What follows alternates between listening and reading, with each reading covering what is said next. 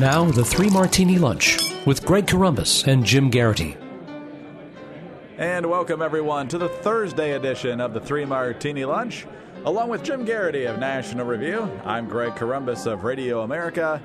Good, bad, crazy martinis for conservatives today, but we start with a little bit of a kicker, Jim. This isn't an actual martini, but breaking news this morning. Not only is John Kasich ahead of Donald Trump in Ohio now by 5 points, according to the Fox News poll, John Kasich says he has landed the most coveted endorsement in the Buckeye state, and that, of course, is that of Buckeyes head football coach Urban Meyer.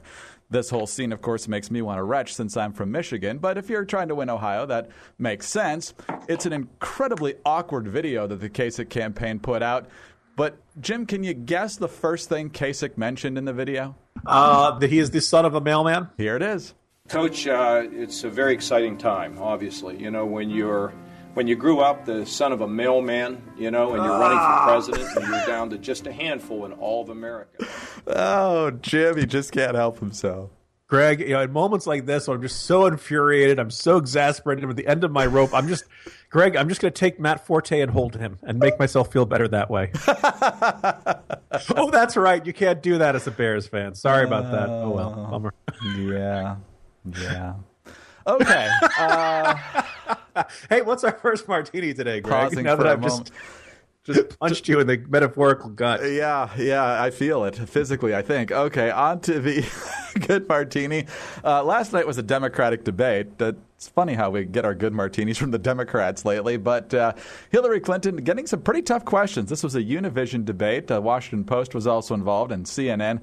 Jorge Ramos not holding back. He is certainly not a conservative in any way, shape, or form, but he brought up issues that I think most mainstream American journalists have either brought up very tentatively or not at all in some of these exchanges. And on two issues in particular, first of all, on the emails where he points out that she insisted on all of her State Department employees making sure they conducted all their business on the State Department server, but obviously she didn't expect that of herself. It seems that you issued one set of rules for yourself and a different set of rules for the rest of the State Department.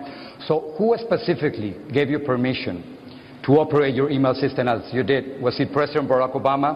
And would you drop out of the race if you get indicted? So, of course, Hillary answered neither of those questions. She went on to talk about how nothing was marked classified, how Colin Powell did the same thing. He didn't because he didn't have his own server. But so then Jorge Ramos actually followed up.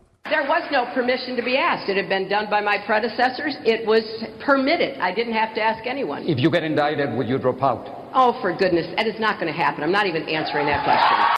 And then he went to Benghazi and brought forth video from Sean Smith's mother. He was the aide to Ambassador Chris Stevens, who was also killed at the consulate there. And Smith's mother has said that Hillary lied about the video being the cause for the attack on the consulate.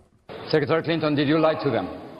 You know, look, I feel a great deal of sympathy for the families of the 4 brave Americans that we lost at Benghazi. And I certainly can't even imagine the grief that she has for losing her son. But she's wrong. She's absolutely wrong. So, Jim, kudos to Ramos for some pretty tough questions, and kudos to the American people who can, if they can decipher the fact that Hillary Clinton gave horrific answers to both questions. I almost wonder if Ramos, because there's a perception that he is pro-Democrat, he's obviously a pretty outspoken advocate for comprehensive immigration reform, a path to citizenship, pretty much has openly called Trump a xenophobe and worse. Because of the perception that he's on their side, I wonder if he kind of feels liberated to ask them tougher questions. And when they, he asked him a couple questions on immigration. Obviously, both Sanders and Clinton offered kind of a generic happy talk. And then he really tried to pin him down on, will you end deportation of children? Will you guarantee you will not deport children when you're president? Now, Greg, you and I know, but we look at this and say, wait a second.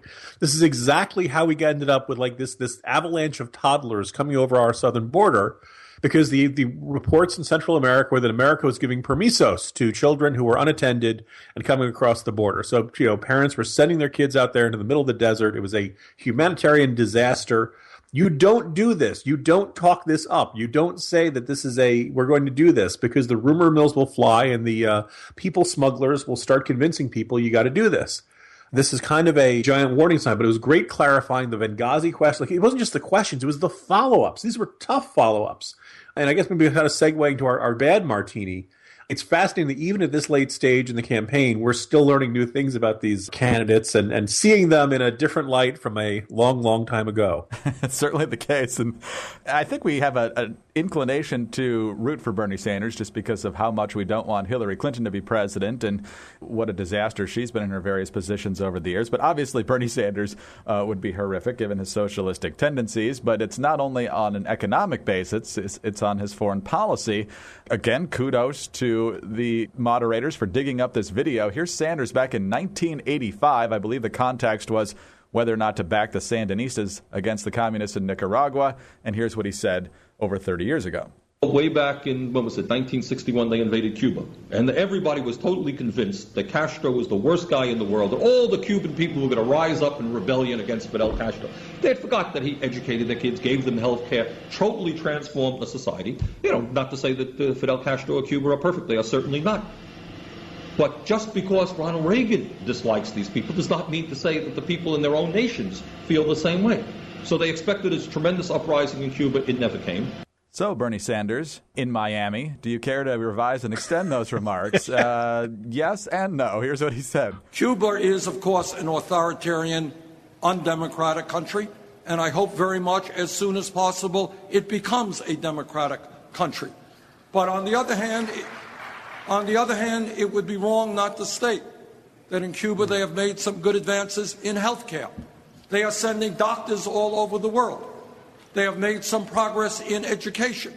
I think by restoring full diplomatic relations with Cuba, it will result in significant improvements to the lives of Cubans, and it will help the United States and our business community invest. Thank you, Senator. Sure, they brutalized their own people, and they've been unrepentant about it for over 50 years, Jim. But, hey, they got their good points, too. Look, if you're going to have a brutal authoritarian regime that will throw you in jail for speaking out against them, or that will make you disappear in the middle of the night and nobody will ever hear from you, will beat you, will imprison members of your family, at least you got good education and health care. I'm not willing to make that deal, Bernie Sanders. And, oh, by the way, it would have been nice, Greg, if somebody had told him beforehand that Cuban Americans in Florida are generally not big fans of Fidel Castro. Like, somebody should have at least kind of gradually mentioned that or alluded to that point at some point. It was a weird moment when Hillary Clinton comes up and says, look, these are not American values and we shouldn't stand for that. And, when Hillary Clinton is forthrightly standing for what's right and for democracy, it says something about the state of the race and Sanders thinking, yes, he is a charmingly open socialist, and we do love the way he calls BS on Hillary's BS. But at the very least, Greg, I kept waiting for him to say, look, that was when I was young and naive and only 44 years old. But he didn't. He still stands by. I think that he looks at the left. If it's an authoritarian regime on the left, Bernie Sanders is always going to look for the good in them. And it's not the philosophy I want an American president having. All right, on to the crazy Martini now.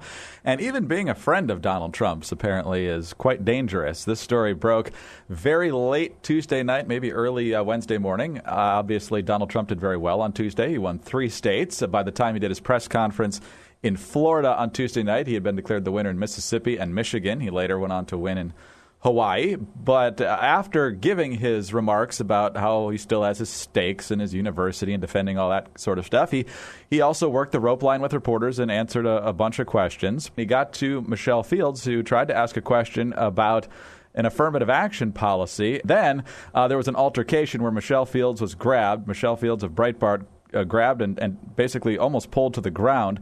This is the statement that Breitbart issued following that. It's obviously unacceptable that someone crossed a line and made physical contact with our reporter. What Michelle has told us directly is that someone grabbed her arm, and while she did not see who it was, Ben Terrace of the Washington Post told her that it was Corey Lewandowski, who was Trump's campaign manager. If that's the case, Corey owes Michelle an immediate apology. And the Daily Beast reports now that the statement was issued in the wee hours of Wednesday morning, but remains Breitbart's official comment on the matter hours after sources said Lewandowski acknowledged to Breitbart's Washington political editor Matthew Boyle that he did manhandle Fields. Here's the worst part. Lewandowski's explanation to Boyle, said these sources, was that he and Fields had never met before, and he didn't recognize her as a Breitbart reporter, instead mistaking her for an adversarial member of the mainstream media. Trump's press secretary, Hope Hicks, did not respond to an email seeking comment. So, Jim, it's just a massive misunderstanding. You know, it makes sense if it was somebody who was actually hostile to Trump, then you could obviously take him to the ground. I would have only grabbed your arm and physically caused you pain if I thought you were with another publication. Let's let bygones be bygones. No, Lloyd Grove's report in the Daily Beast is really creepy and disturbing. And a couple of thoughts is that, look, we've seen, remember the Secret Service agent who was on video slamming that photographer to the floor? Yes. So we've seen that. We've seen other altercations. Apparently there's a video going around this morning about some Black Lives Matter African-American protester getting punched in the back of the head at a Trump rally. The fight ensues after the initial punch, and of course the police arrest the Black Lives Matter protester. We end up with more and more cases of violence breaking out at these Trump things, and violence against reporters. You don't see these things at Ted Cruz rallies. You don't see these things at Rubio or Hillary or Sanders or any other case. It's only in this atmosphere of Trump rallies. And then you see this report of a campaign manager physically assaulting a reporter. And perhaps every bit as disturbing. Look, people have been saying that the Breitbart.com site is in the tank for Trump since the beginning. Maybe you think that's fair, maybe you don't, but it's very, very strange. The statement from Breitbart, well, if this happened, and if it really was the way that Trump, it is the least supportive statement they possibly could have issued for their person. And when you work for a place, you're part of a team, and you're supposed to stick together with your parts of your team. And when somebody comes along and physically assaults one of the members of your team, you're supposed to have their back. But I guess that's not the mentality, and I just think it's very revealing. Two revealing things. One is that obviously it sounds like Breitbart readers don't think they've got a legitimate gripe, that she should put a Band-Aid on her boo-boo, stop whining, comments like that.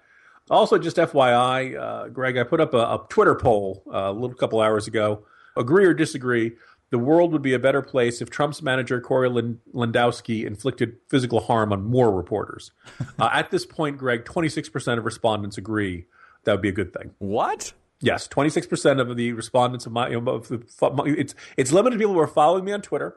We've only got about 300 votes so far, so it's not an enormous sample size, but roughly 1/4 of Americans support violence against reporters as a general principle, not just specifically this particular reporter.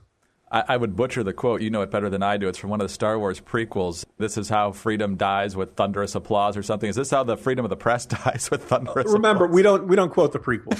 That's kind of it's part of our plan to build a better America. Making America great again, just to erase the prequels from our memories. Having said that, I think I got a bad feeling about this. Will fit for this circumstance, and in fact fits for most circumstances. Happy Thursday, everybody. It's just awful. Jim, have a good day. Talk to you tomorrow.